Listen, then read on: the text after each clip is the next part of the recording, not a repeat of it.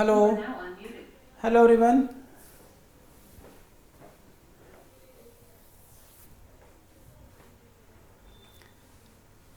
अरे वाह, सान्या का तो इतना अच्छा मैसेज था, मिस कर दिया मैंने। Thank you Sanya.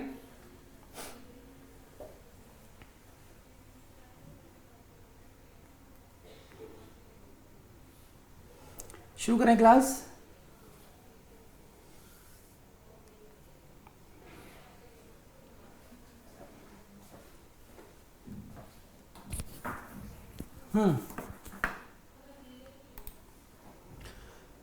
Everyone ready? आ जाइए सब लोग एक बार को। चलिए रिवीजन कराता हूँ थोड़ा सा आप लोगों को, है ना। Date of enforcement of act क्या है? Date of enforcement, date of enforcement of the act क्या है?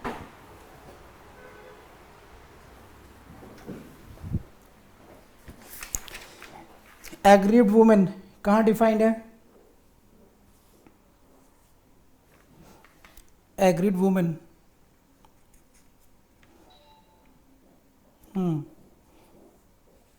Any specific age, any specific as?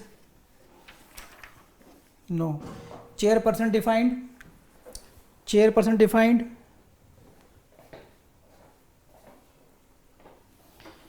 Which fundamental rights are violated by sexual harassment?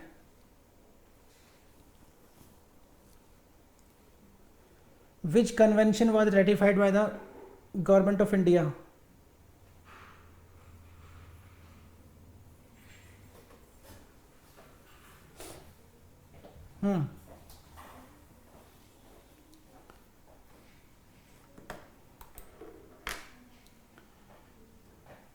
ठीक है, चलिए। So I have read for you section 2F। This is for the definition of employee, कि employee किसको कहा जाए, employ किसको कहा जाए। एंड इन दैट केस इससे पहले मुझे ऐसा लगता है कि हमें एक डेफिनेशन और है इसमें, कि देखिए बोर्ड देखिए आप, ये a person employed at a work place. तो ये जो वर्क प्लेस की डेफिनेशन है, तो पहले हम इसको समझते हैं। ये है आपके सेक्शन 2O में, कि इसका मतलब क्या है, फिर हम इस पर पढ़ेंगे दोबारा। तो I come to section 2O। This is what the work place. Work place का मीनिंग क्या है? वर्क प्लेस सेक्शन 2O, और ये बहुत वाइड डेफिनेशन है। यहाँ से 1 to 6 within 2O there are 1 2 3 4 5 and 6 sub clauses. ये आपको सब इनको नोट करना है। वर्क प्लेस में कौन 6 सब क्लॉजेज हैं, इनमें कौन कौन से प्लेस को इंक्लूड किया गया है वर्क प्लेस की डेफिनेशन को, और फिर हम इसको रिलेट करेंगे फिर एम्प्लॉय की डेफिनेशन से। तो सेक्शन 2O में पहला क्वेश्चन प्रीलिम्स का आपका कहाँ से आएगा, कि which where is work place defined. Work place कार्य स्थल का मीनिंग कहाँ पर डिफाइंड है? सेक्शन 2O में है, and it can come in your prelims exam, ध्यान रखना। तो I read it for you, please see this. Work place includes, कार्य स्थल के अंतर्गत आता है क्या क्या? Any department, organisation, undertaking, establishment, enterprise, institution, office, branch और यूनिट। ठीक, अब किसी भी नाम से बोल दीजिए आप। Any department, office, branch, unit, organisation, undertaking, establishment, enterprise, institution, whatever name, which is established, owned, controlled or wholly or substantially financed by funds provided by what? Provided directly or indirectly by the appropriate government। और appropriate government का meaning आप समझ चुके हैं section 2A में। और local authority और government company और एक कॉरपोरेशन और एक कोऑपरेटिव सोसाइटी को P4 प्रीलिम्स लगाइए। इसको मैं समझाता हूँ आपको, देखिए। तो वर्क प्लेस की आप डेफिनेशन आप देखिए, देखिए एक्ट क्या है? एक्ट का नाम याद है आपको? एक्ट का नाम ये था,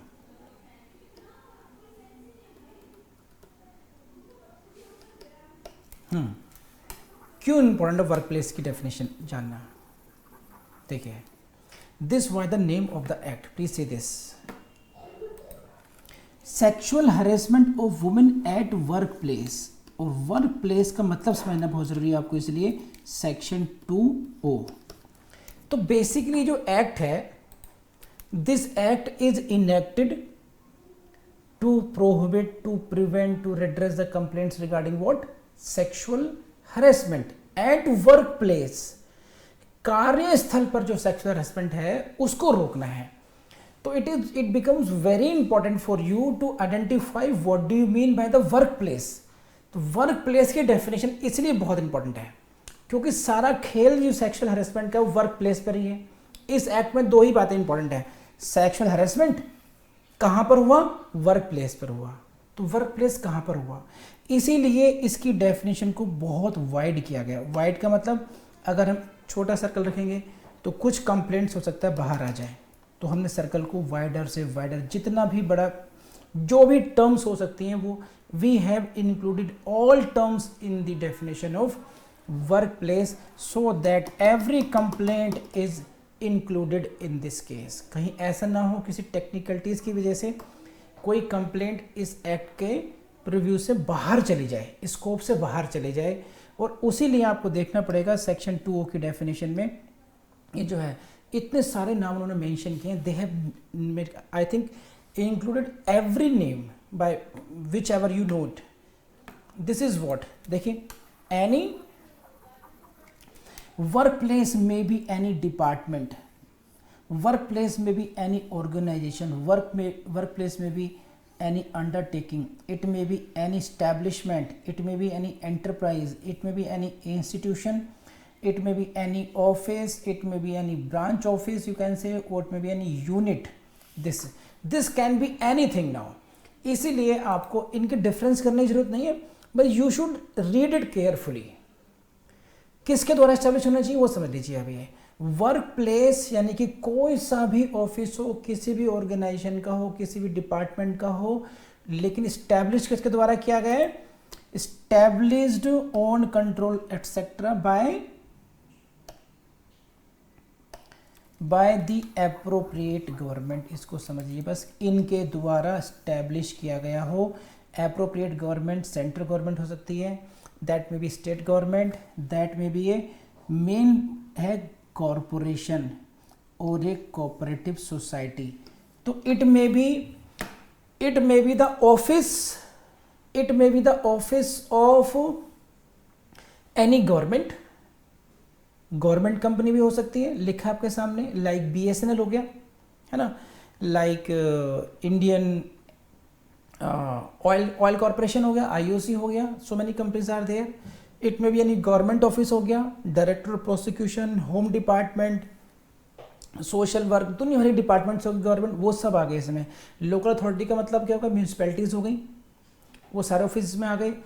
एंड इंपॉर्टेंट बात यह, इट में भी यानी cooperative society as well, it may be एक cooperative society as well, it may be corporation as well, है ना। ये हुआ जैसे रिलायंस हो गया, रिलायंस इंडस्ट्रीज हो गया, ये भी इसमें आ जाएगा। कॉरपोरेशन, कोई भी कॉरपोरेशन हो, any company which is any private entity which is incorporated as a company, corporation के रूप में आ गया। तो widest possible definition has been given to the term work place, you should note down like this. अब आ गया ये, और देखिए इसमें क्या है नेक्स्ट।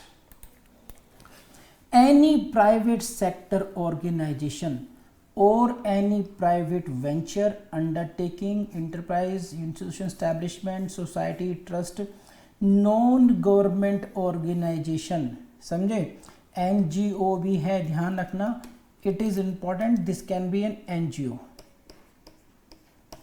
अब अगर आपको याद करने में कहीं दिक्कत आए तो इसको पढ़ लीजिएगा और कैसे ध्यान रखेंगे। देखिए बेसिक पर्पज क्या है? प्रिवेंशन ऑफ सेक्सुअल हैरेसमेंट, ठीक, सेक्सुअल हैरेसमेंट नहीं होना चाहिए।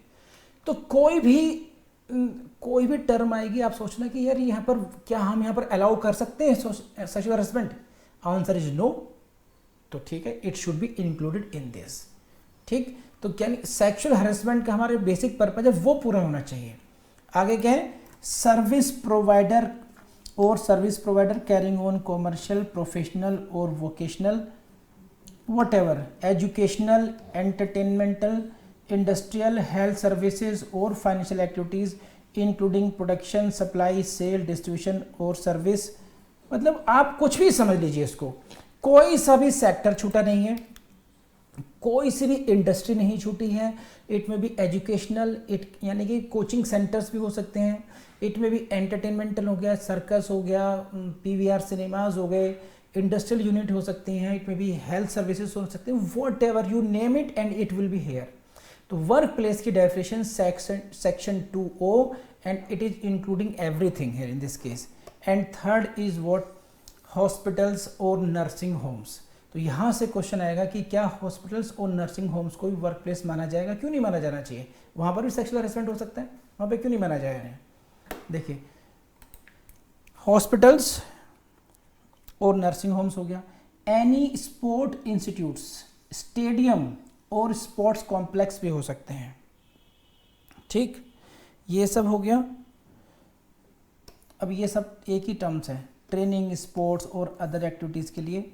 And next is what, any place visited by the employee arising out of or during the course of employment including transportation by the employer। अब ये important है बचवा, for undertaking such journey, ये important है, यानी कि 5th कैटेगरी में any place visited by the employee। तो अभी तक so far whatever you read, वहाँ पे impression ये होगा ठीक है, you are visiting any office, but now employer कहता है कि you have to go to Delhi, you have to visit Mumbai for some business activity, some office related work. अब एम्प्लॉयर बहुत घाघ है ना, या उसके साथ में किसी मेल एम्प्लॉय को भेजा गया है, ये भी हो सकता है, उसके साथ में किसी को मेल एम्प्लॉय को भेजा गया है, ये भी हो सकता है, ठीक है, एम्प्लॉयर भी साथ में जा सकता है। अब ये कहा जाए, देखो सेक्सुअल हरेसमेंट कहाँ पर हुआ, ट्रेन में हुआ था, train is not the work place, तो it should not come in to the category of this. Sir वो तो उसमें हुआ था, हमारा मॉल है, मॉल का जो कॉम्प्लेक्स है उसमें हम लिफ्ट में जा रहे थे तो वहाँ पर हुआ, तो that is not the work place. तो ऐसी ही मिस्चीवियस एक्टिविटीज़ को रोकने के लिए this clause 5 has been included in this case, and this is very important. और यहीं से आई एक्सपेक्ट कि क्वेश्चन पूछा जाना चाहिए आप लोगों से। क्या है, देखो ये एनी प्लेस, कोई भी ऐसा स्थान visited by the employee, any place visited by the employee arising out of or during the course of employment, arising out of or during the course of employment, कि जो आपका जो नियोजन है, जो रोजगार है, जो बिजनेस है, जो सर्विसेज हैं, उसके दौरान अगर कोई जर्नी हो रही है या प्लेस विजिट किया जा रहा है, ठीक, सपोज कि you are a bank employee और आपको किसी के ऑफिस में ही जाना है अपने लोन के बारे में बात करने के लिए, whatever it may be reason, तो दैट प्लेस विजिटेड, आप वहाँ पे काम नहीं कर रहे हैं, आप मेरे घर पर मेरी कोचिंग में आए हैं, है ना, तो you, this is the place visited by you, और यहाँ पर ऐसी एक्टिविटी होती है, तो that place will be considered at the work place for the purpose of the sexual harassment act. आप बात समझ रहे हैं? तो it is not as if that you see this is an organisation where an employee sit, यहां पर इनका sitting है, but she is going to visit certain office, this is the place visited for official purposes. So technically ये तो work place है ही है, but also because this comes into the category of the place visited, therefore it shall also come into the definition of the workplace for the purpose of the present act 2013। Please let me no this whether you understood or not this technical aspect of this act. Place visited, come on, respond me. So any place visited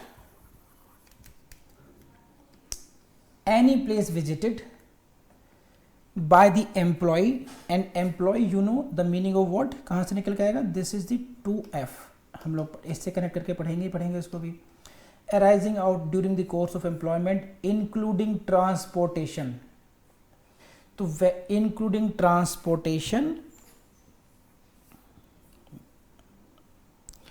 transportation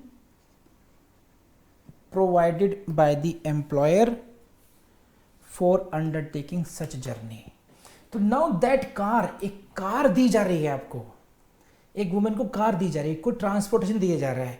अब आप कहाँ जा रहे हैं, road पे जा रहे हैं. उस जर्नी में कोई सेक्सुअल हरेसमेंट की एक्टिविटी होती है, तो whether that transportation, whether that should be considered as to be the workplace, answer is yes. So wider is the scope of this act. The only purpose is, but otherwise there would be a lacuna कि जो भी mischievous element होगा वो क्या करेगा, वो he will not sexually harass in the office but outside the office. तो इसमें खास बात क्या रही हो निकल के, what is the technical things? Now दो बच्चे हैं, Bunty, Babli. Now they are going for some their own recreational activities. Water park जाना है घूमने, वट एवर और पर्पजेज, फिल्म देखने जानी है. तो it is not the during the employment, इसकी सिग्निफिकेंस समझिए. During the course of employment की बात कर रहे हैं, इसका मतलब क्या है during the course of employment, इसको आप लोग इग्नोर कर रहे हैं.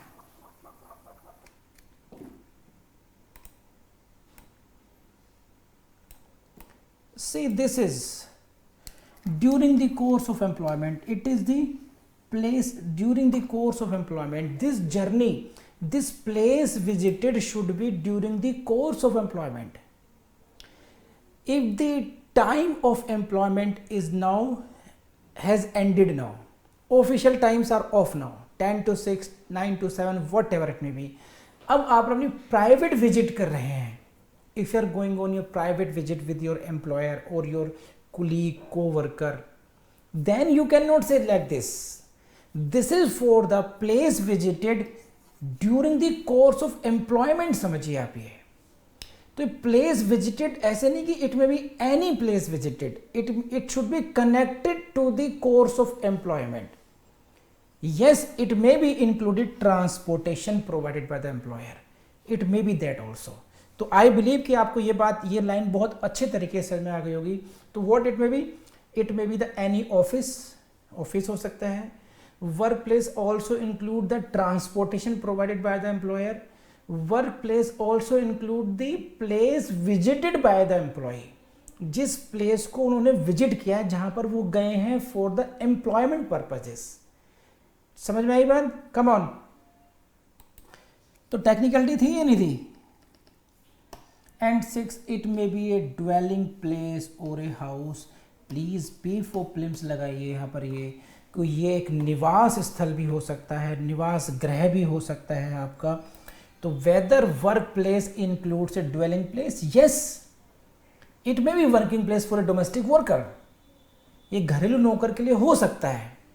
सो ड्वेलिंग प्लेस और house is also included into the definition of working place, work place. तो आई बिलीव अब आपको बहुत अच्छी तरीके से इसकी इंपॉर्टेंस समझ में आ गई होगी. वर्क प्लेस के लिए ही ये एक्ट बनाया गया है. तो it is very necessary, it is very important to give it broader and broader definition. Everything should be included. तो they have included dwelling house, घर में नहीं कर सकते.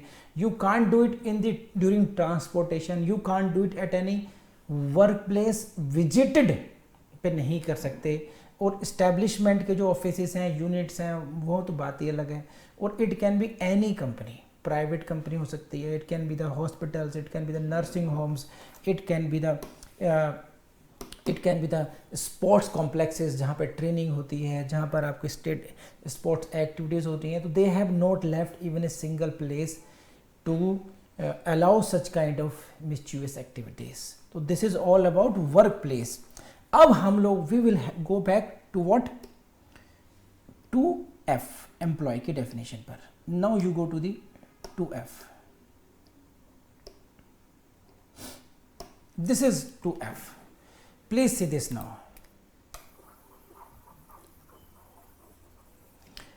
Employee means, this is 2F. Employee means a person employed at a workplace. इसको focus कर लेंगे, आपका काम बन जाएगा. एम्प्लॉय मीन्स ए पर्सन, यहाँ पर्सन की बात की गई है, मेल और फीमेल कुछ भी हो सकता है. पर्सन में भी मेल और पर्सन में भी female. A person employed at a work place. और वर्क प्लेस कहाँ पर आएगा आपका, सेक्शन 2O में चला जाएगा. फॉर एनी वर्क, किसी भी कार्य करने के लिए किसी भी नियोजित व्यक्ति को हम क्या कहेंगे, एम्प्लॉई है. वो एम्प्लॉई है. सही है, क्योंकि एम्प्लॉई, देखिए सेक्शुअल हैरेसमेंट जो है, इट इज़ नॉट कि एम्प्लॉयर ही करेगा. एम्प्लॉयर की तो ड्यूटी ये है कि उसके जो वर्किंग प्लेस है वहां पर सेक्सुअल हैरेसमेंट ना हो. समझे, sexual harassment can be done bye को वर्कर, एम्प्लॉय एज वेल. हो सकता है ना, हो सकता. तो एम्प्लॉय को उन्होंने कहा कि एनी पर्सन मीन्स ए पर्सन एम्प्लॉयड. तो इसको एम्प्लॉयज ने किससे लिंक कर दिया है, एम्प्लॉयमेंट से. Are you employed, yes, so you are employee. Employee means a person employed where, at workplace. It may be hospital, it may be sport complex, it may be a dwelling house, it may be a government company, department, unit, whatever you have read it. Now it doesn't matter, it may be on regular or temporary or ad hoc or daily wage basis. तो इससे फर्क नहीं पड़ता है. आप इसको देखिए, ये तो this kind of employment may be even on daily veg basis. 1 minute को, तो डेली जो दैनिक भत्ते पर, दिहाड़ी पर रखे गए, वो भी हो सकते हैं. सही है, तो ध्यान रखना, यहां पर बीइंग एम्प्लॉय का मतलब ये नहीं कोई परमानेंट ही होना चाहिए. वो कोई कंडीशन है ही नहीं, इसलिए रटने की जरूरत आपको है ही नहीं. It may be on regular basis, it may be temporary means कुछ दिन के लिए आए हैं आप. एडहॉक है, ad hoc means subject to probation period हो गया कि देखा जाएगा परमानेंट करना है या नहीं करना है. डेली वेजेस पे भी हो सकता है. और क्या क्या है, इससे कोई फर्क नहीं पड़ता. देखिए, it may be regular, it may be temporary, it may B ad hoc, it may B daily wages, it may be directly और थ्रू एन एजेंट, ये हम पढ़ चुके हैं. Including a contractor, including a contractor. ठीक,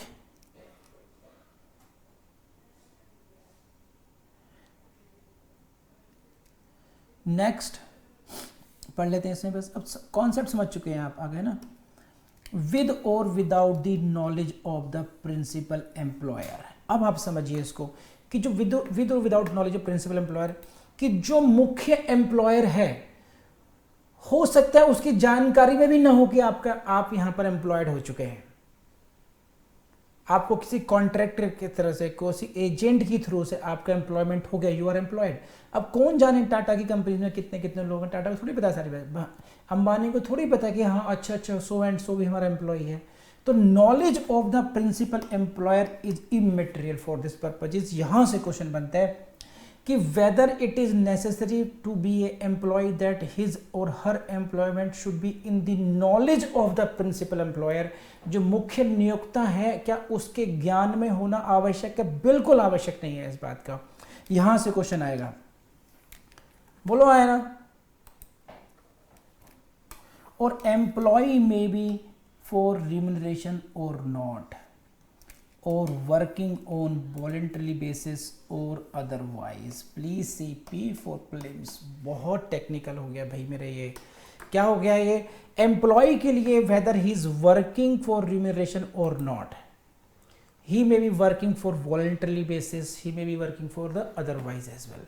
तो एम्प्लॉय की definition में जरूरी नहीं है वो रिम्यूनरेशन के लिए ही काम कर रहा हो। किसी एनजीओ में ऐसा व्यक्ति है कि हम तो फ्री में काम कर रहे हैं और क्या करने लग जाए, सेक्सुअल हरेसमेंट का काम करने लग जाए, तो क्या केवल इसलिए कि साहब उसने पेमेंट नहीं लेनी है, उसका रिम्यूनरेशन ही नहीं है? ये भी एक संभावना हो सकती है कि भैया उसकी जो जो लस्ट है, उसकी जो दुर्भावना है, उसका सेटिस्फैक्शन ही उसका रिम्यूनरेशन मान के चल रहा हो कि किसी तरीके से एंट्री मिल जाए इस वर्किंग प्लेस पे। तो सभी रास्ते रोक दिए गए। एम्प्लॉय के डेफिनेशन के लिए जरूरी नहीं है, प्लीज सी दिस, और पी फॉर फिल्म्स लगा लीजिए, बहुत इंपॉर्टेंट वर्डिंग्स हैं ये। वेदर फॉर रिम्यूनरेशन और not, working on voluntary basis और अदरवाइज, समझे? Whether the terms of employment are express और इम्प्लाइड, ये भी जरूरी नहीं है। टर्म्स ऑफ एम्प्लॉयमेंट एक्सप्रेस भी हो सकती हैं, इम्प्लाइड भी हो सकती हैं, और इंक्लूड से को वर्कर साथ ही हो सकता है, कॉन्ट्रैक्ट वर्कर भी हो सकता है, प्रोबेशनर भी हो सकता है, ट्रेनी भी हो सकता है, अप्रेंटिस भी हो सकता है, और called by any other such name. So in the definition of employee, whosoever he or she is, may be co-worker, contractor worker, professional trainee, apprenticeship, कुछ भी इंटर्नशिप करने आए हैं वो भी हो सकते हैं, तो इन सभी को डेफिनेशन ऑफ एम्प्लॉय में इंक्लूड किया जाता है। तो this is all about 2F, but this is employed at a work place से कनेक्टेड हैं ये। पेमेंट ले रहे हैं, नहीं ले रहे हैं, एम्प्लॉयमेंट कैसे हुआ है, एम्प्लॉयमेंट रेगुलर है, टेम्परेरी है, एडोक है, इससे फर्क नहीं पड़ेगा। बोलो हाँ या ना? एक बार देख लीजिए डायरेक्ट खुद भी अपने आप, एक रीडिंग दे दीजिए अभी।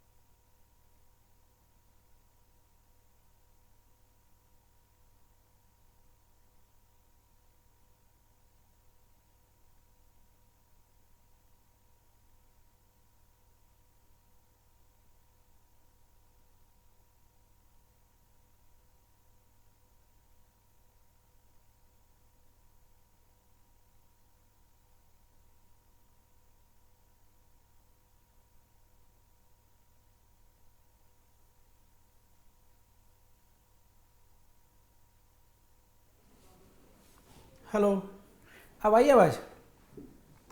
दोबारा पढ़ देता हूँ आपके लिए मैं, ये वॉइस के बिना गई बात।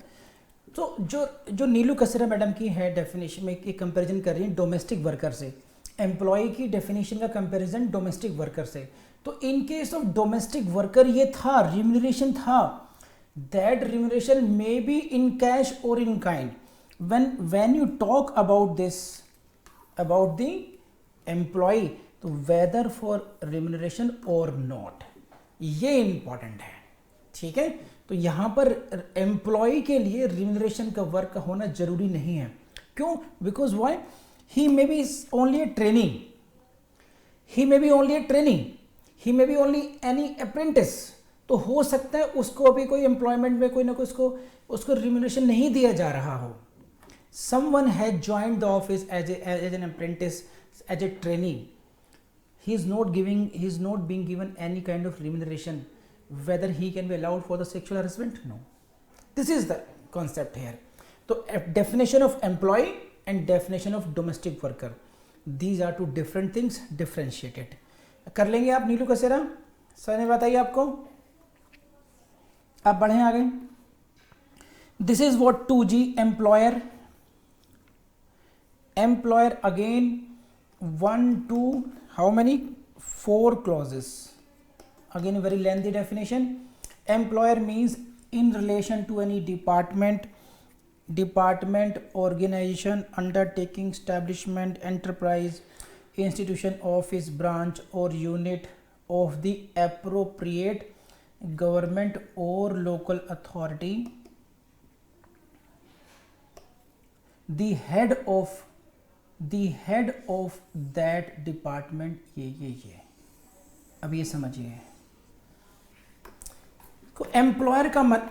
देखिए यहाँ पर you will see, you see this, ये एक मिनट सुनिए आप, देखिए please go to the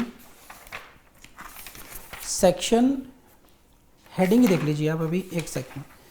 this is section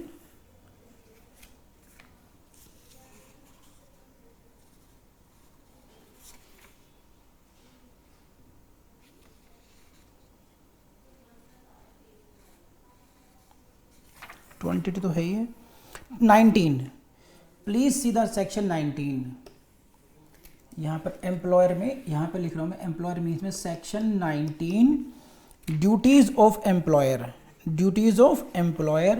you will see, and then you will see section 22 employer to include information in annual report, and other sections you will also see that regarding the employer. There are certain duties, cast upon the employer regarding the what the prevention of sexual harassment of women at workplace. तो जब duty है तो you will have to identify who is employer. तो आप देखिए government को उसमें देखिए या किसी बिग कॉर्पोरेशन पे उसे देखिए, इन दैट केस हर गवर्नमेंट में क्या होगा, एम्प्लॉयर कौन है, एम्प्लॉयर कौन होगा जी, गवर्नमेंट होगी। It may B central government, it may B state government, it may be any local authority. लेकिन क्या हर बार मोदी साहब पे पहुंचेंगे आप? इसीलिए for the purposes of this act, in this act, unless the context otherwise requires, what should be the meaning of the employer? What should be the meaning of employer? Please read it. This is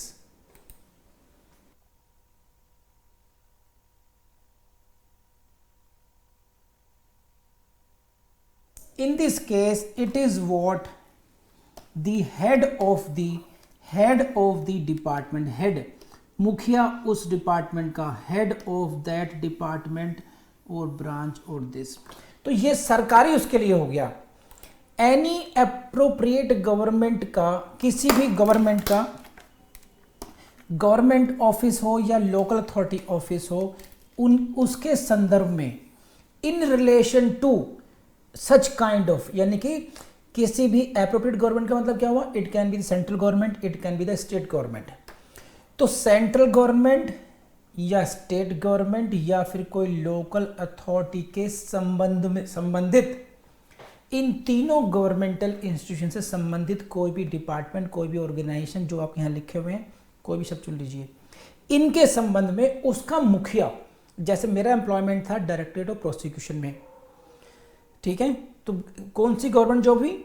Delhi government की job हुई, तो employer technical sense में कौन हुआ? Government of Delhi हुई। लेकिन for the purpose of this act who shall be considered to be the employer?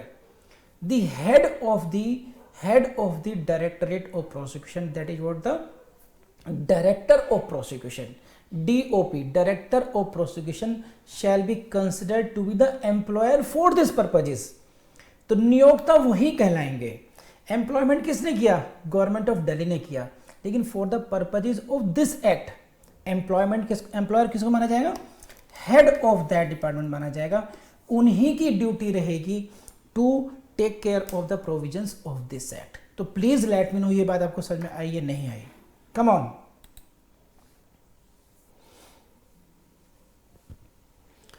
तो this can be the head of that department और इन एनी अदर केस और such other officer या कोई अन्य अधिकारी as the appropriate government और local authority may by order specify in that behalf.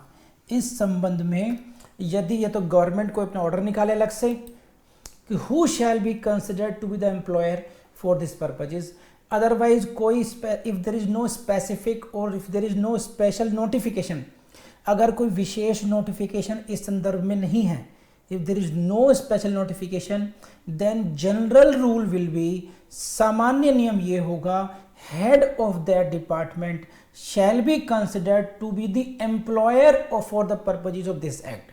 Otherwise in other case as per the notification of the appropriate government or the local authority, any other officer may also be considered to be the employer for the purposes of this act। तो बात समझ में आई आपको? नहीं बात ये देखिए, ऐसे देख लीजिए, मोनिका देखो, भारती तुम भी देखो, there may be two situations, head of department, he may be considered to be the employer, this is the general rule, ये हुआ general rule।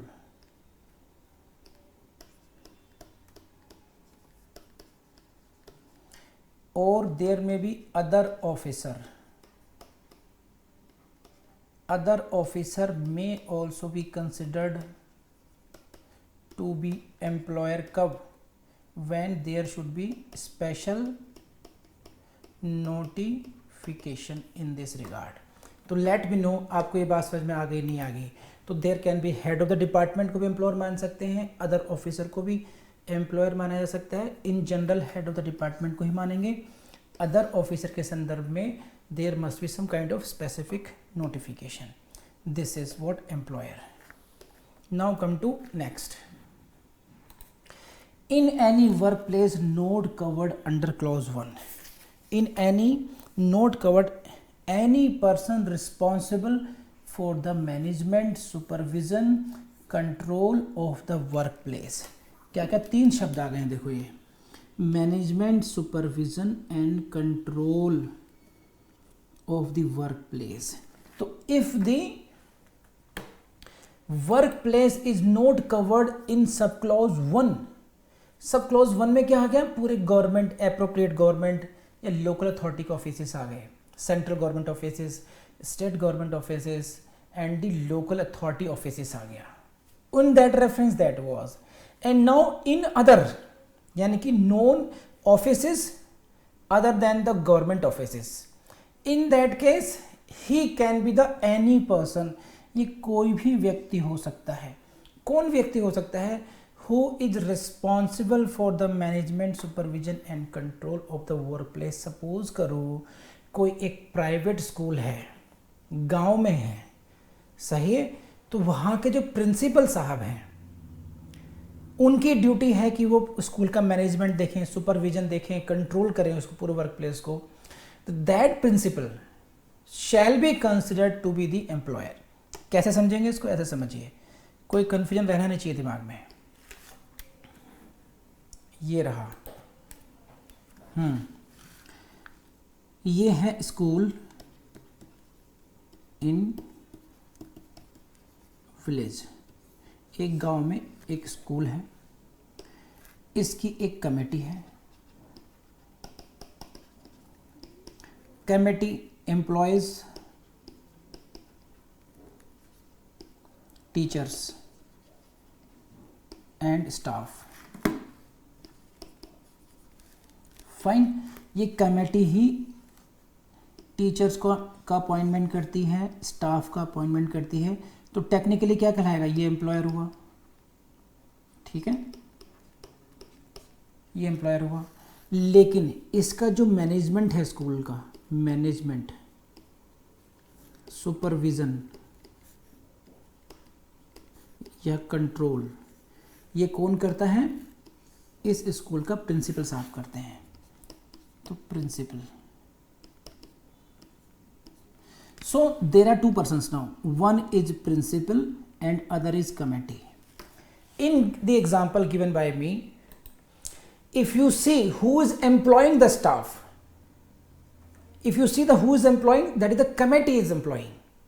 Who is employing teacher, committee. Who is employing staff, committee. Who is employing the principal, committee.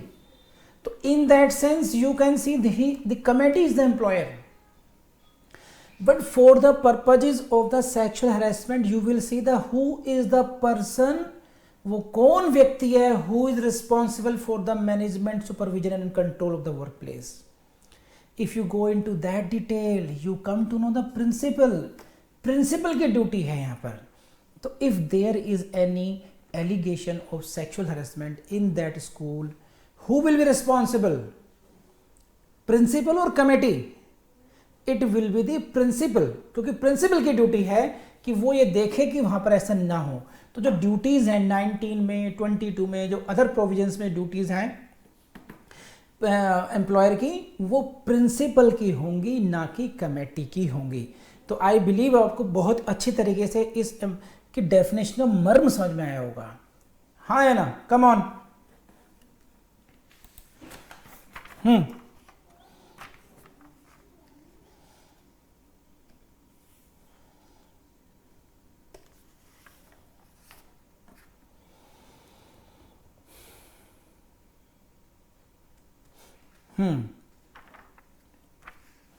Now come to this, management includes person or board or committee responsible for formulation and administration of policy for such organization and this.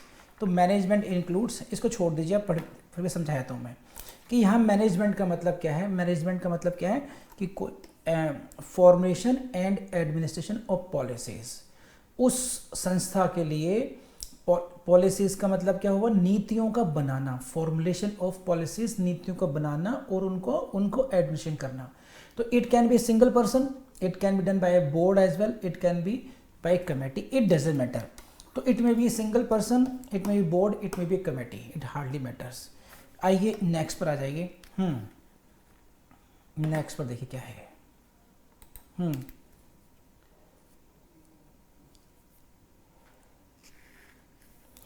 Third पर आइए, क्या situation देखिए, कितनी broad definition है।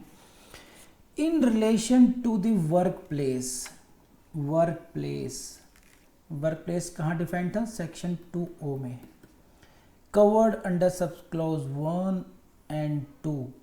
The person, कौन सा व्यक्ति, discharging contractual obligation with respect to his और her employees, with respect to his or her employees। ये क्या मतलब है, means this person should also be considered with as employer।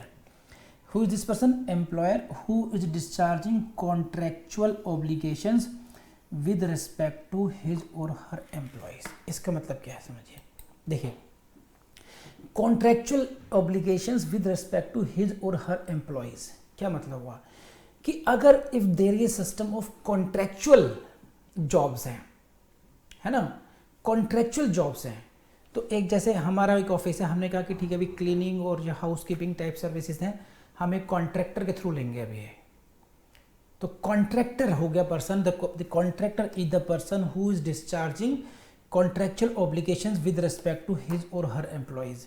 कि 5 लोग उसने प्रोवाइड कर दिए, या गार्ड्स प्रोवाइड करती हैं, कई बार गार्ड्स प्रोवाइड करती है ना कि भाई ये सिक्योरिटी गार्ड एजेंसीज होती हैं वो प्रोवाइड करती हैं कॉन्ट्रैक्ट पर, तो कई बार ऐसी कंडीशंस भी हो सकती हैं। तो ऐसे स्थिति में एम्प्लॉयर में कौन कौन हो सकता है कि इनके संदर्भ में, चाहे वो गवर्नमेंट ऑफिस हो या प्राइवेट ऑफिस हो, देखो कैसे, इन बोथ केसेस में in relation to the work place covered under sub clause 1, यानी कि गवर्नमेंट ऑफिस, ये हुआ अदर ऑफिस ओ, इन्हीं के उसमें कोई व्यक्ति अगर ऐसा है तो in relation to this person, ऐसा कोई व्यक्ति who is discharging contractual obligations with respect to his और हर एम्प्लॉइज। तो अगर कोई व्यक्ति कॉन्ट्रेक्चुअल, यानी वो तो है ही है एम्प्लॉय कैटेगरी में, लेकिन अगर ऐसी स्थिति है कि इनको कोई कॉन्ट्रेक्चुअल के रूप में, कॉन्ट्रैक्ट के रूप में सर्विसेज प्रोवाइडर है कोई, कि ठीक है ऐसा होता है दिल्ली में कि भाई ठीक हमने एम्प्लॉयमेंट नहीं, हम पक्के एम्प्लॉयमेंट में लेकर नहीं आ रहे हैं, हमारा पूरा का पूरा एक मॉल है, ठीक है, एंड उसकी क्लीनिंग सर्विसेज के लिए हमें कुछ कॉन्ट्रैक्ट पे एम्प्लॉयज़ चाहिए। तो हम एक 1-to-1 बात नहीं करें, we are talking to someone only one organisation, one person who is over watching everything, discharging contractual obligations of his employees. तो in that case he can also be considered to be the employer in that case, जो contractor हुआ वो। Are you getting my point? समझ में आ रही है मेरी बात आपको? तो net is wider and wider, ठीक है, इसका जो जाल है एक्ट का वो काफी बड़ा कर दिया। Everyone should be included into this. Next, in relation to a dwelling place और house, a person or house, a person, एक मिनट, ए पर्सन, दोबारा पढ़ देता हूँ उसको मैं। In relation to a dwelling place और हाउस, अब किसी निवास गृह या निवास स्थान के संदर्भ में कौन होगा? ए person or house hold who employees और benefits from employment of domestic worker. तो वो जो घर है, हाउस होल्ड भी कह दिया उन्होंने, तो ये ध्यान रखना कि घर के लिस्ट में, अब इसमें नहीं फादर मदर ग्रैंडफादर उनको एम्प्लॉय माना जाएगा, हु एम्प्लॉयज और बेनिफिट्स फ्रॉम द एम्प्लॉयमेंट। उस एम्प्लॉयमेंट का फायदा किसको हो रहा है, किसने उसको नियुक्त किया है, हु एम्प्लॉयज, किसने नौकरी दी, कौन उस एम्प्लॉयमेंट का बेनिफिट ले रहा है, डोमेस्टिक वर्कर किसके लिए है, डोमेस्टिक वर्कर का जो लाभ किस घर को मिल रहा है या किस व्यक्ति को मिल रहा है, वही व्यक्ति या वही घर उसको एम्प्लॉयर की कैटेगरी में आएगा। ओहो,